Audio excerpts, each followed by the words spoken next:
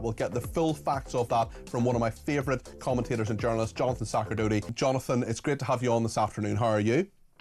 I'm good, thanks. Good to be with you, Peter. One thing that worries me is a lot of the language around what's happening in Syria at the moment, and there was this sort of collective decision by a lot of the Western media, a lot of the mainstream outlets that, oh, Bashar al-Assad, bad. That was correct. He then was overthrown. Good. Then he was replaced by someone called Gilani. Now, Gilani is not a nice person. He's an Islamist and he's persecuting people. I just wonder how what is happening now in terms of the Druze community is being framed by a lot of people as intercommunal violence, rival factions. Is this actually an attempted ethnic cleansing of the Druze by Gilani's Syrian government? And perhaps you could just illustrate the issue for us. There'll be a lot of viewers and listeners who won't have been told the full story here. Maybe you can help us today, Jonathan. Sure. Well, over the last few days, southern Syria's seen a big escalation in violence, and that's involved Syrian government forces, it's involved local Druze militias, and I'll explain a bit more about the Druze in a moment, and even the Israelis. And those developments have centred on the city of Sueda, which is in southern Syria, and the surrounding areas around there. And that's home to much of Syria's Druze population. It's a small minority there. And they have been loyal to, traditionally, the Druze are loyal to wherever they live. So the Druze that live in Israel are very loyal to the Israeli state. The Druze that live in Syria tried over the years to sort of keep out of the various tensions between the different groups there. But at the moment, what we're seeing is a lot of the Arab clans, the Bedouin Arabs in Syria, attacking the Druze communities there quite brutally. Everything from trying to humiliate people, cutting off their moustaches in public, which is a sort of sign of great disgrace to them, to killing them, massacres. We saw a hospital in Sueda taken over, people slaughtered in that hospital. And then, as you say, the whole country is in some form of turmoil after the fall of Assad.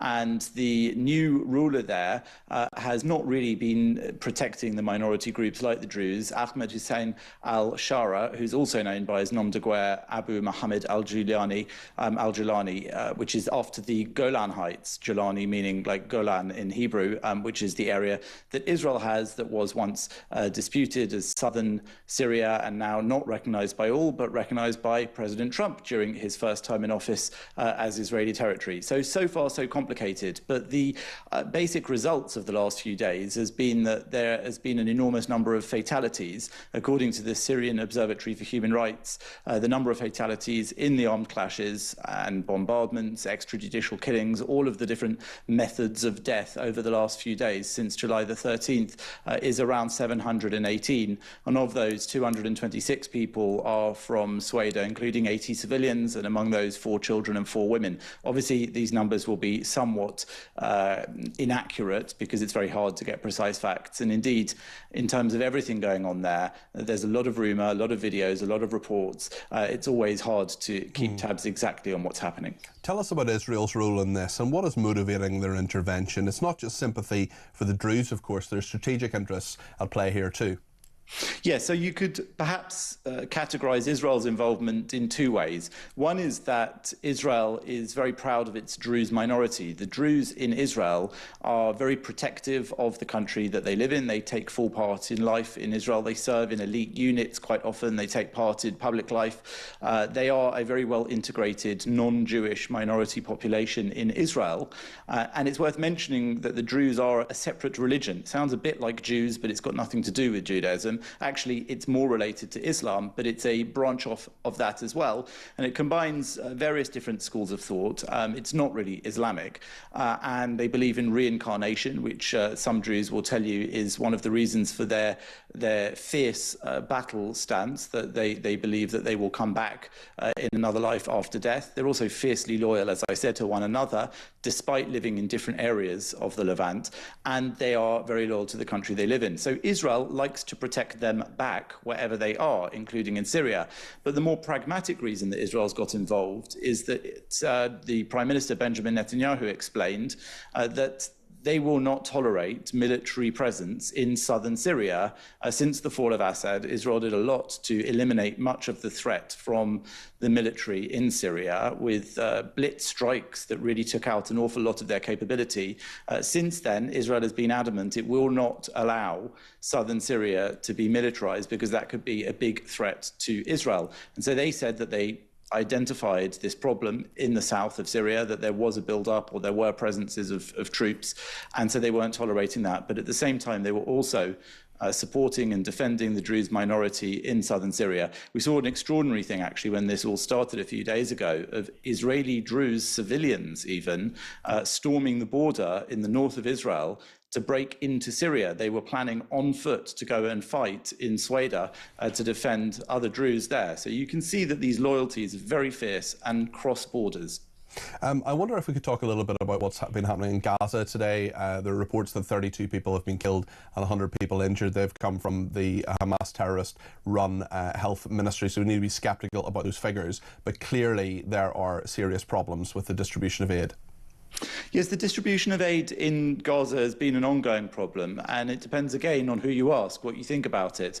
So the American-run aid distribution system there has been very unpopular with others, including the Hamas-run authorities in Gaza, because the Americans say their aim is to remove the aid from Hamas, remove the control of that aid, and indeed the aid itself. Previously, you would see UN bodies and others bringing in aid and distributing it, and that was problematic because Hamas were able to hijack much of the aid and then actually sell it and control it as they wished. So they could give it to who they want, i.e. their own people, their own fighters.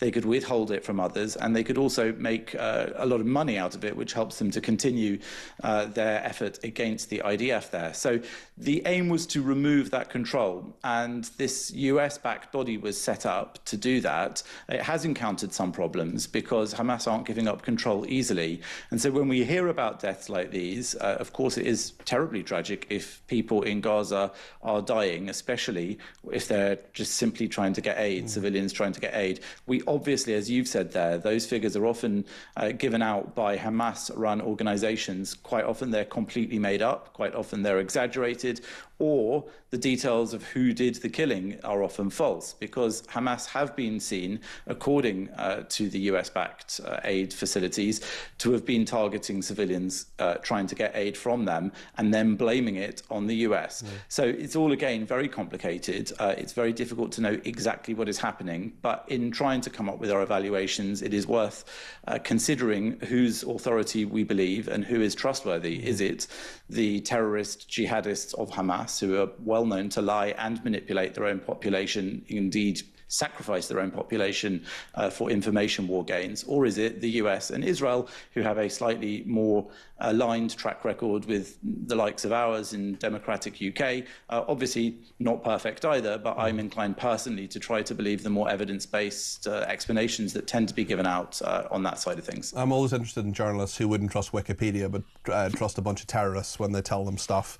I wonder with Syria and Israel, actually David Swanley has been in touch and says regarding Syria and the pledge in March to give 160 million in recovery aid from this country, will David Lammy, the Foreign Secretary, now review that pledge? Should he? Will he even mention this or ignore it? Says Dave. And also, just in regard to the hopes of a ceasefire between Syria and Israel, I wonder what you make of that. Yeah, well, you know, it was just 2 weeks ago that we saw David Lammy shaking hands with al-Shara and declaring that the UK was resuming its diplomatic relations with Syria under him. That's all looking perhaps a little less sensible today than it might have done, though it didn't look very sensible back then to many people as well. The Foreign Secretary actually visited Syria, the first visit there by a UK minister in 14 years, and renewed those diplomatic relationships.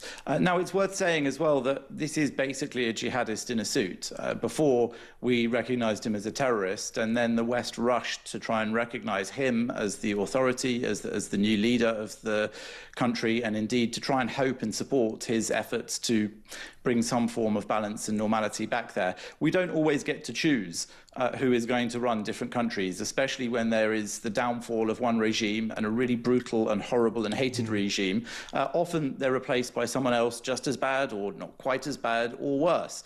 And I think there was a tendency in the West to hope that with the right encouragement, even though he wouldn't be perfect, he might provide some form of stability going forwards. I think that's looking less likely at the moment. And indeed, in terms of a ceasefire, there was this ceasefire announced last night, involvement of the US and Turkey as well. I don't know if it will hold. I don't think it is particularly holding, but it's early days, so we'll try and see if there can be some control of the fighting that's going on in southern Syria, especially in Sweden, because the Druze population there truly don't deserve the slaughter and massacres that are going on. Just finally, Jonathan, before you go, Trump has been saying that there might be hope for the hostages. We know that 50 of them are still in Gaza, taken by Hamas terrorists on the 7th of October. I actually spoke to two hostages taken on the 7th of October, Aviva and Keith Siegel, who were in London this week. We played that interview out yesterday. We're going to play it again tomorrow, actually, on my programme. It's on my Twitter as well at the moment, on the Twitter of @TalkTV. I just wonder what you make of Trump's comments, and are we any closer to getting the 50 hostages back? 20 of them, we think, are alive. Yeah, it's a very difficult situation for those families, indeed for the whole of Israel, for anyone who cares about those hostages who are still being kept in horrific conditions. And as you've said, 20 odd alive, but that means quite a lot who are dead, tortured, starved, killed in a number of ways by the Palestinian terrorists. So it is a hope that they can be released. Of course, Israel is keen to get them released. It's keen to end the war as well, which is grinding on. And I think most of Israeli society would like to finish it. But the devil is in the detail. And when you ask Israelis how they would like to finish it, what they would like to see happen, then you start to get different answers. And the question is whether or not a ceasefire can be reached at any cost. That is to say, leaving Hamas in power, leaving them with the ability to rebuild, withdrawing Israeli troops from areas that are strategically very important in the Gaza Strip, because in the past they've been used to smuggle in weapons or to build up Hamas abilities, for example, making more tunnels and the like. So all of those details are what will matter. The rumours have been of a potential 60-day ceasefire during which negotiations would start to take place as hostages are released, and those negotiations would be to a potential end of the war, with conditions like taking out all of the Hamas leadership that's left and exiling them elsewhere, things like that, and then negotiations over which parts of the Gaza Strip Israel will remain in as a military force in order to defend itself from any future attacks, and also to stop weapons smuggling and those sorts of things going on. It's all still unknown to us, because really the best negotiations for ceasefires take place in secret. And so what we do here is the odd leak or rumour, but often we don't really know what's going on, because that would ruin negotiations if we did. So that's the situation as it is right now. Sometimes these things are best done in private and get the best results. Jonathan, thank you as always. Jonathan Sacerdoti there giving us his commentary. And it's really important, I think, to talk about these important global events, especially when we're not getting the full story from so many parts of the media.